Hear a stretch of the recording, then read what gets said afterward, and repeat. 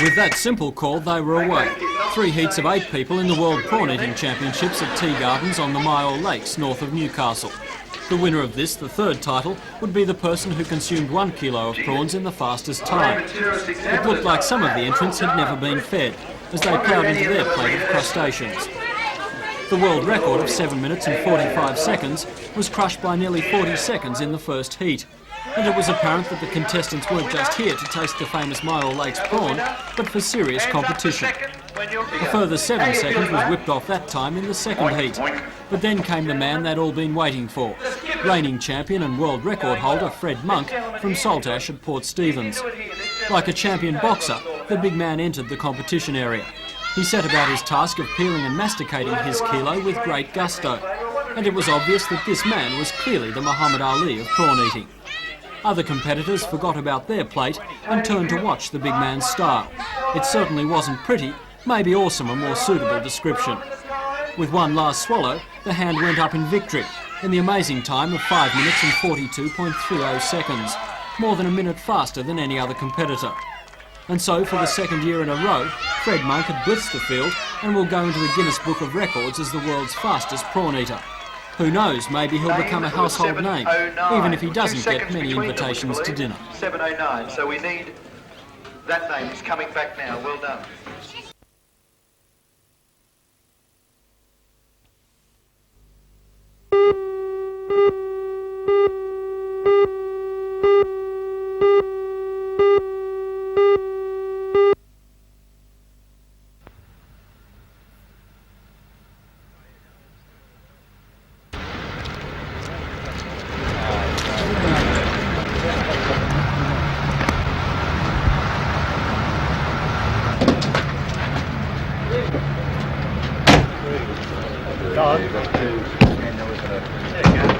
Where's that picture?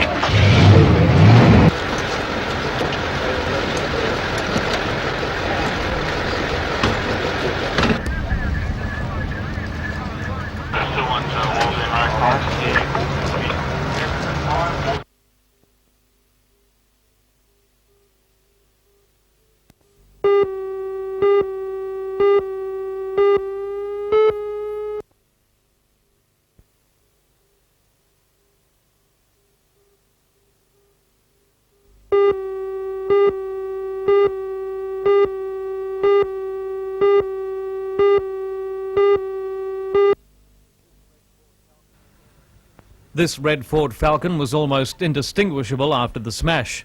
The car was waiting in Sandgate Road, ready to turn right.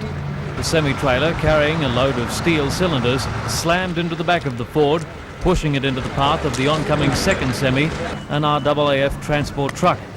The road behind the truck bears long tread marks, grim evidence of the driver's attempts to stop. Ambulance paramedics worked to stabilise the injured man after he was freed from the wreckage.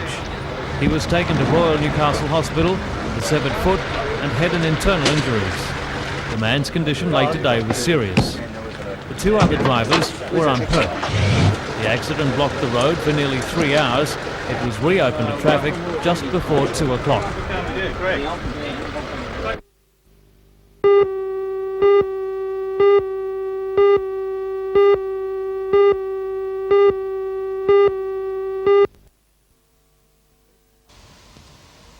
The Safety House program is no longer new nor uncommon, having spread rapidly amongst local schools in the last year. But to the staff and students of the Wirianda Public School at Madawi, the launch of the program was an event of great importance.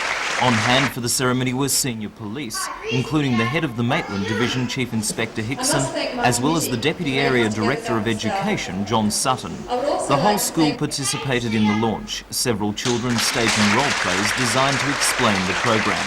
Safety houses, the children were told, are homes of trusted members of the community which children can shelter in if they are being threatened in any way while travelling to or from school.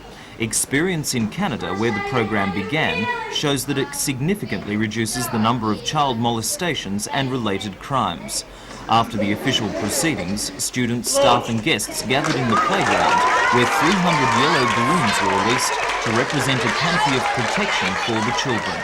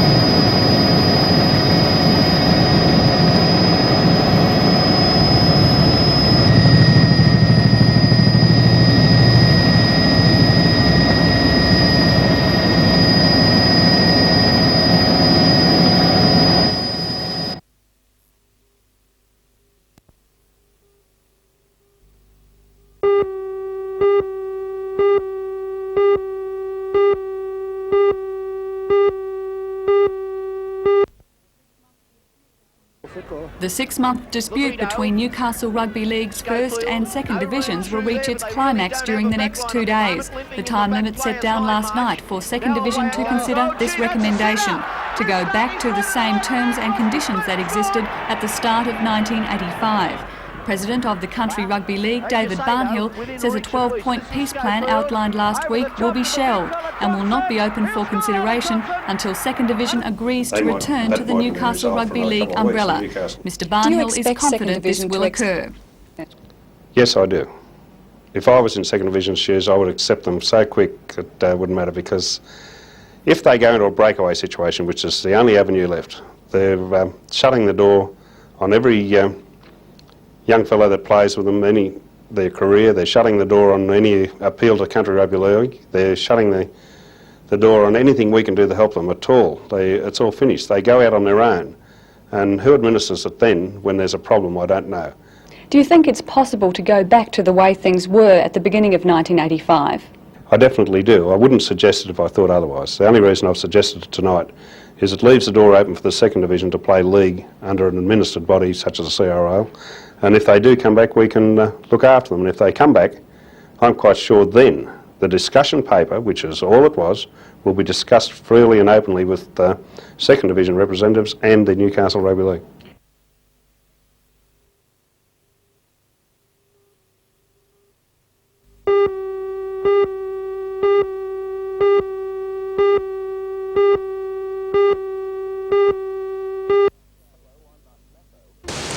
Hello, I'm Mark Matho, and in tonight's Hour of News I'll bring you the story of a coroner's inquest at Wyong today into last December's chemical waste dump fire.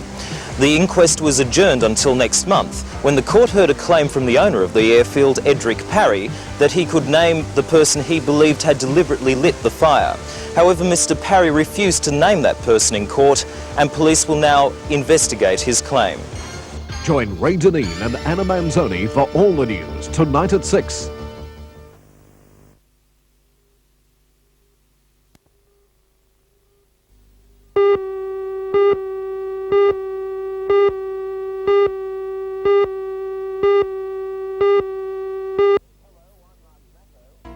Hello, I'm Mark Matho. Today the search continued for a yachtsman missing off this yacht just south of Nora Head. Because of strong winds and wild seas, rescue services fear for the man's safety. Join Ray Deneen and Anna Manzoni for all the news tonight at 6.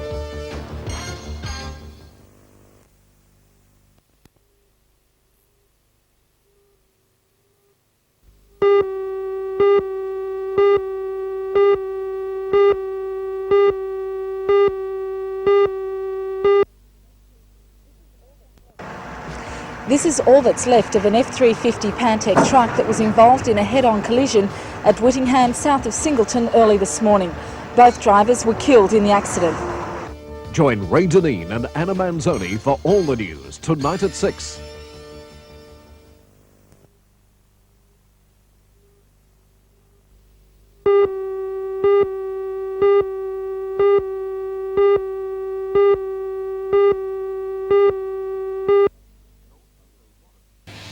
Joel Sinclair Wadham suffers from dyslexia. When he tries to read, words shimmer and jump. He sees flashes of light on the page, and at all times his eyes are abnormally sensitive to light. Reading is a frustratingly slow and painful experience for Joel, but today he and his mother Vicky were given their first hope of a cure. Dr. Greg Robinson from the Special Education Centre at the college conducted a series of tests on Joel to see if the use of coloured lenses can partially or completely cure his reading dysfunction. Does that stop any more again? Not really, or? No. No. Okay. So they're helping a bit, eh?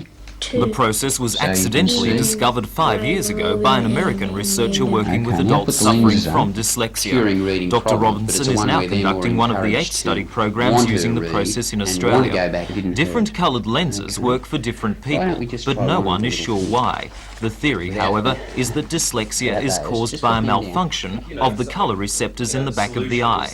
The lenses filter out the light frequencies causing the problem. It's not a miracle cure, however, since at this early stage, the lenses are effective for only 25 to 33% of patients. For Joel, at least, the lenses should allow him to study effectively. What they do for Joel is clear up the print. I mean, they don't magically start to make him read words that he couldn't read before, but the words are no longer blurry, they no longer vibrate, and the whole page isn't a sort of a very distasteful thing to look at. Now, this means that Joel should be encouraged to read a lot more.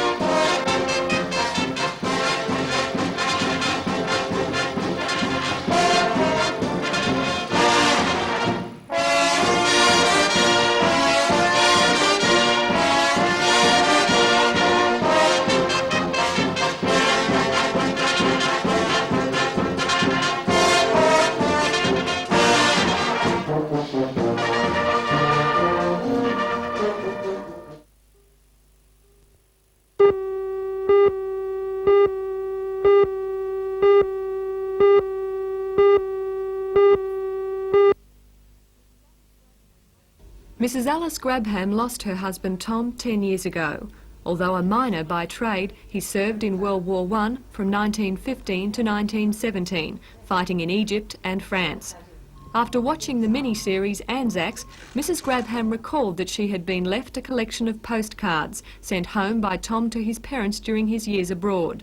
The cards, hand-embroidered in silk, were distributed to soldiers by the Salvation Army. Together, they give a clear insight into the thoughts and feelings of a young man whose life was disrupted by war. About the terrible fighting and the killing, that was his, well, you couldn't get them out of your mind, he said. He said because you'd see the men getting killed that had done nothing to you. What do the postcards mean to you? Well, they mean a lot to me, a lot, really. I think, well, he must have thought a lot of his parents, to have sent all these lovely cards home and to be so interested to get them home to his parents. Although the 70-year-old postcards could be of interest to collectors, Alice says she's content just to have them and their messages.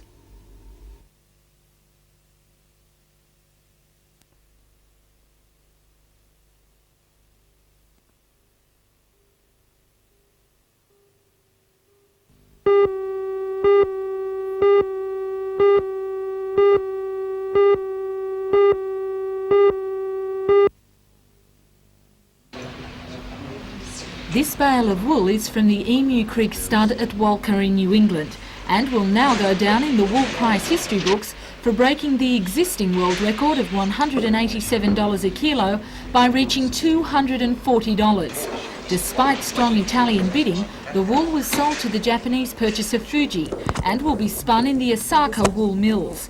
This bale alone is valued at $25,200 and according to State Marketing Manager for Elders Stuart Hutton, today's record will put Newcastle on the map of historic wool sales. I think it's a great deal of excitement for Newcastle because it's the first time the record's come to Newcastle for many years. The Tasmanians have had a bit of a mortgage on the world record prices and the Goulburn people, and it's a real boost to the New England and particularly to Newcastle selling centre. Just what goes on behind the breeding? What makes a top quality fleece? Well, the Gill family have been breeding this wool since 1868 when they first purchased their first ewes from Havlar at Mudgee in 1868, and they've only introduced rams from selected studs since then. And how many suits would be made out of a bale like this one? I'm not sure. I believe 40 or 50, depending how big the people are that are going to wear the suits. They say that it's all in the texture, and now this bale will be shipped off to Japan, where it will be made into top quality, top shelf gentlemen's suits.